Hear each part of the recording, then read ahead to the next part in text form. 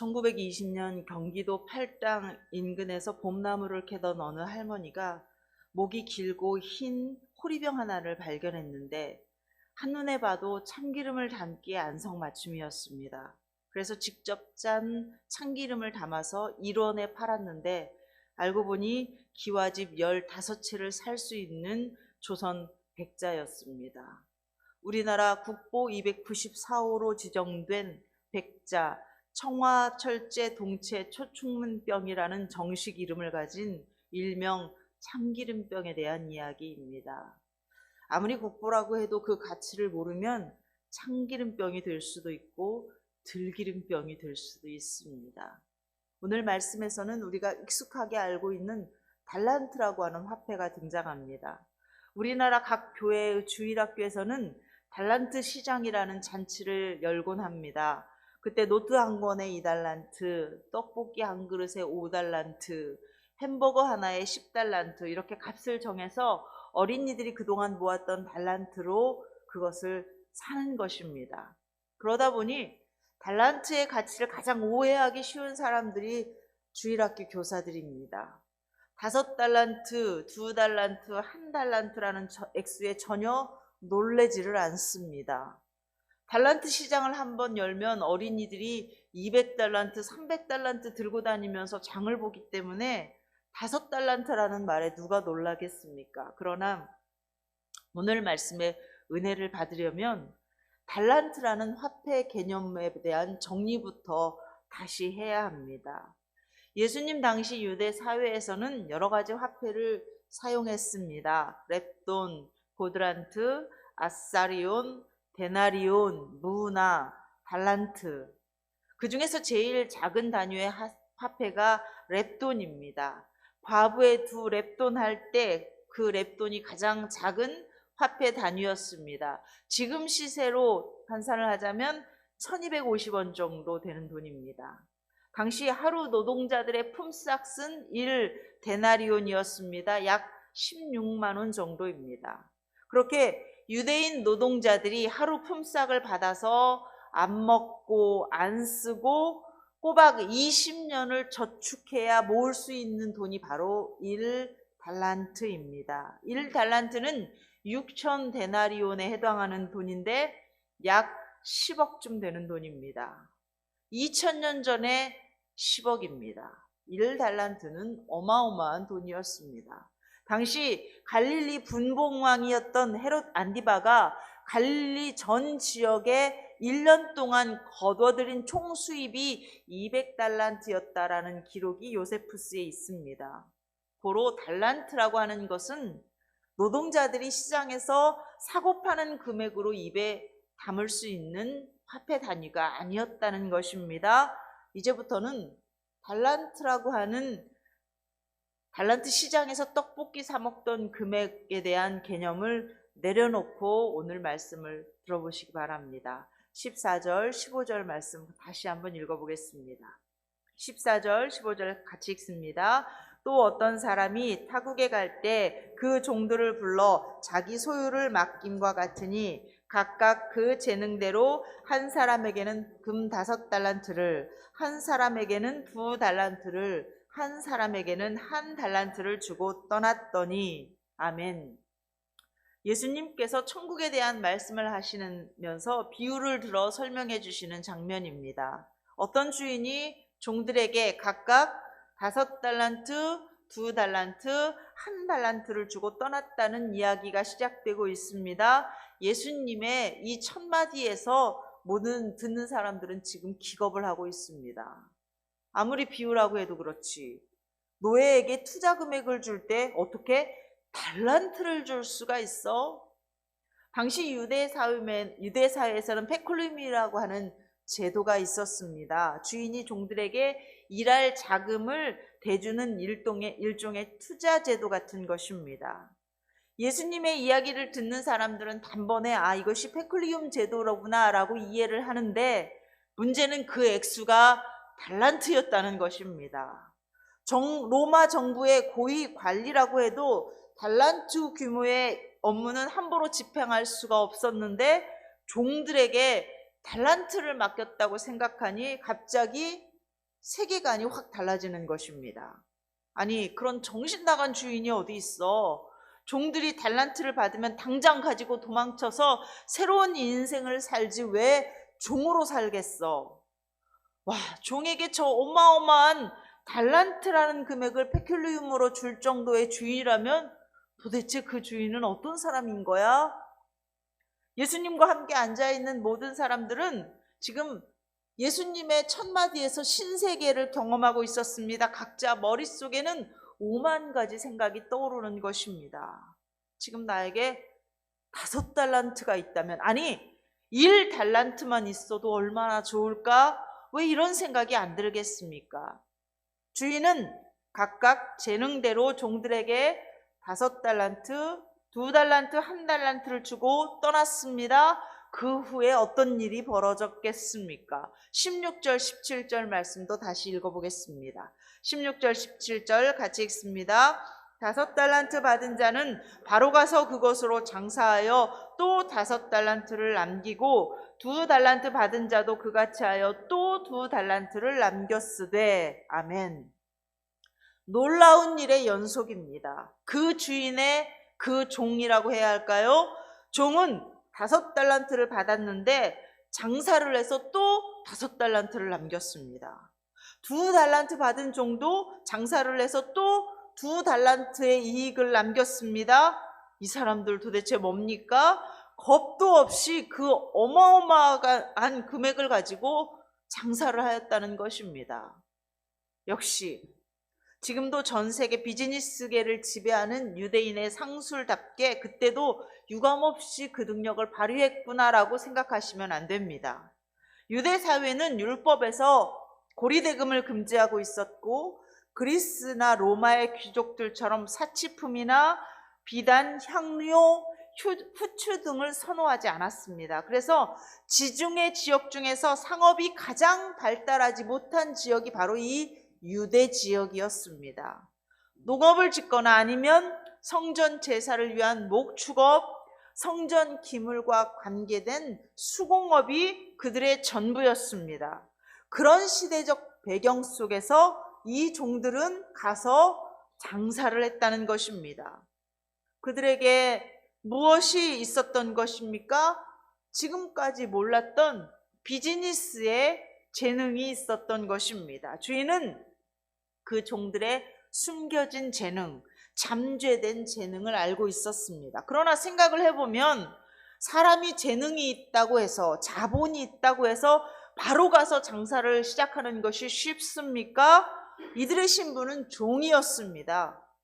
종은 종의 입장을 뛰어넘는 생각을 할 수가 없습니다. 그런데 어떻게 이렇게 마치 한 나라의 왕 같은 결단력과 추진력과 배짱으로 그들은 그 어마어마한 돈을 가지고 가서 장사를 할 수 있느냐는 것입니다. 그것도 바로 가서 말입니다. 가장 놀라운 단어가 바로 가서입니다. 당황하고 고민하고 망설이고 주저하는 흔적이 없습니다.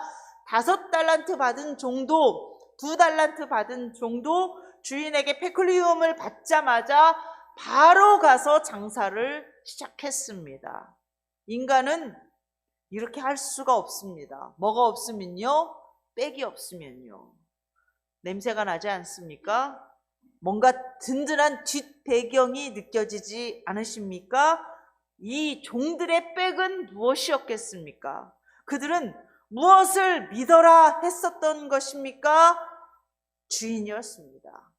가만 보니 5달란트 받았는데도 가지고 도망치지 않았습니다. 왜요? 주인을 알기 때문입니다. 내가 지옥문에 가서 자리를 펼지라도 거기에 주인이 계실 것이다 라는 인식이 이 종들에게는 있었던 것입니다. 여호와여, 주께서 나를 살펴보셨으므로 나를 아시나이다. 내가 앉고 일어섬을 아시고 멀리서도 나의 생각을 아시오며 나의 모든 길과 내가 눕는 것을 살펴보셨으므로 나의 모든 행위를 익히 아시오며 여호와여, 내 혀의 입의 말을 모르시는 것이 하나도 없으시니이다. 내가 하늘로 올라갈지라도 거기 계시고 내가 스올의 자리를 펼지라도 거기 계시나이다. 시편 139편 다윗의 고백이었습니다. 그렇다고 주인이 일거수일투족을 감시한다는 뜻이 아닙니다.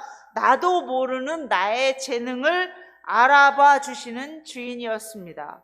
나의 재능에 기꺼이 달란트라는 거액을 투자해 주시면서 나의 이상과 가치를 실현시킬 수 있도록 응원해 주시는 주인이었습니다.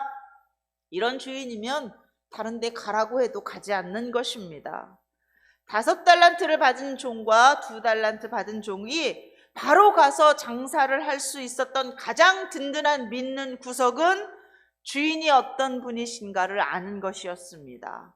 주인이 나에게 달란트를 맡긴 이유를 아는 것이었습니다. 그러면 그 종들은 주인의 뜻을 어떻게 그렇게 잘 알게 되었겠습니까? 주인을 경험해 봤기 때문입니다. 이 당시 종들은 대부분 소장농에서 전락된 종들이었습니다.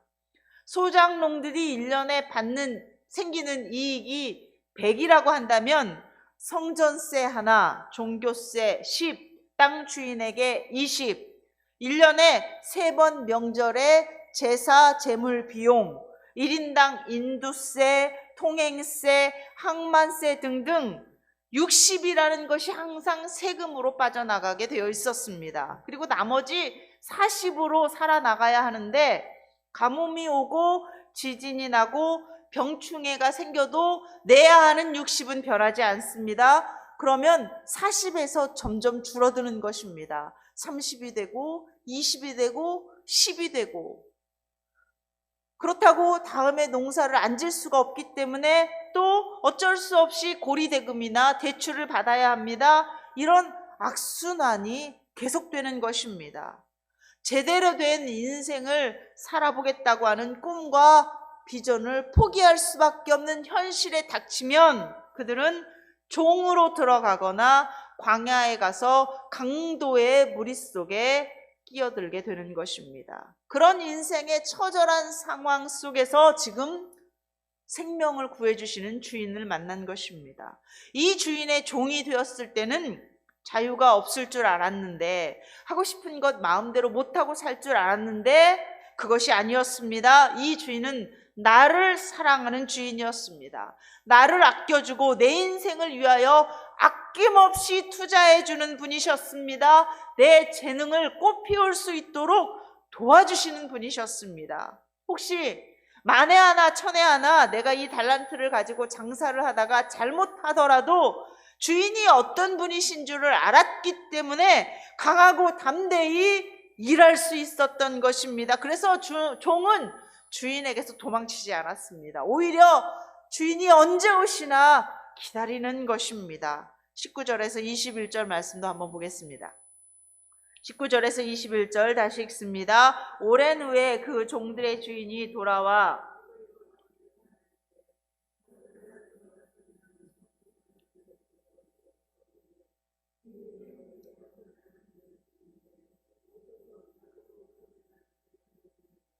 그 주인이 이르되 잘하였도다 착하고 충성된 종아, 내가 적은 일에 충성하였음에 내가 많은 것을 내게 맡기리니 내 주인의 즐거움에 참여할지어다 하고. 아멘. 드디어 주인이 오셔서 결산을 합니다. 이 종은 모두 10달란트를 안고 주인을 맞았습니다. 어마어마한 이익을 남겼습니다. 그런데 주인의 평가를 들어보니 내가 적은 일에 충성하였음에 라고 말씀을 하고 있습니다. 이 주인은 우리의 범주로는 도저히 가늠할 수 없는 크기의 부자였던 것입니다. 인간의 힘만으로는 도저히 평생 꿈도 꿔보지 못할 5달란트, 10달란트를 적은 일이라고 생각하시는 분이셨습니다. 주인은 종에게 적은 일에 충성하였으니 많은 것을 맡기신다라고 말씀하시면서 주인의 즐거움에 참여하라고 초청해 주십니다. 이 종은 5달란트를 10달란트로 남기는 그 과정 속에서 이미 남들은 맛보지 못한 가슴 벅찬 희열과 승리의 시간을 보내고 있었습니다. 그런데 거기다가 그 주인의 즐거움에 참여한다는 것은 과연 어떤 것이겠습니까? 과히 상상할 수도 없는 칭찬과 초청을 받고 있는 것입니다. 22절, 23절도 같이 읽어보겠습니다. 22절, 23절 읽습니다. 2달란트 받았던 자도 와서 이르되 주인이여 내게 2달란트를 주셨는데 보소서 내가 또 2달란트를 남겼나이다. 그 주인이 이르되 잘하였도다 착하고 충성된 종아 내가 적은 일에 충성하였음에 내가 많은 것을 내게 맡기리니 내 주인의 즐거움에 참여할지어다 하고 아멘.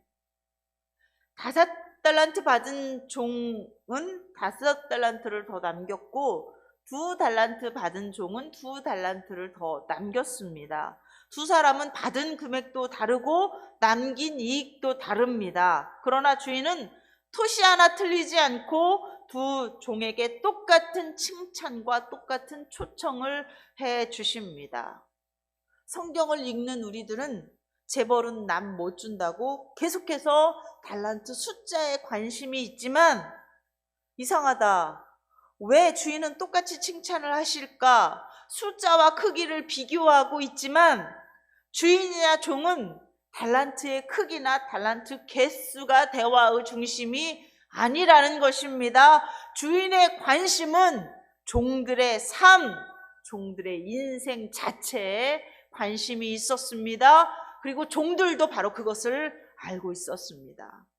그들이 자신의 재능을 열심히 발휘해서 자신의 인생을 열심히 살아가는 것이 주인의 기쁨이라는 것을 종들은 알고 있었습니다.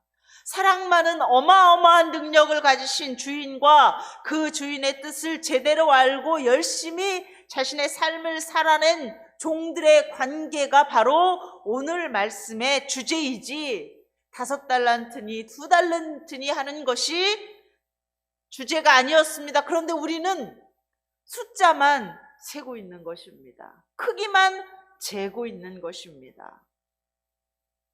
그런데 인생의 끝에서 생명을 구해주신 주인을 만난 종들이 다 주인의 뜻을 깨닫는 것은 아니었습니다. 세 번째 종은 좀 달랐습니다. 24절, 25절도 보겠습니다. 24절, 25절 같이 봅니다. 1달란트 받았던 자는 와서 이르되 주인이여 당신은 굳은 사람이라 심지 않은 데서 거두고 해치지 않은 데서 모으는 줄을 내가 알았으므로 두려워하여 나가서 당신의 달란트를 땅에 감추어 두었나이다. 보소서 당신의 것을 가지셨나이다. 아멘.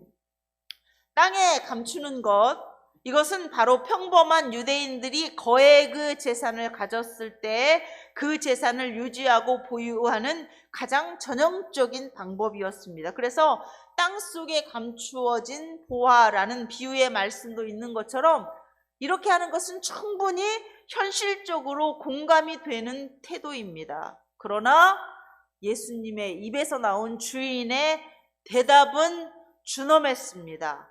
26절에서 30절까지 말씀을 읽어보겠습니다. 26절에서 30절까지 같이 읽습니다. 그 주인이 대답하여 이르되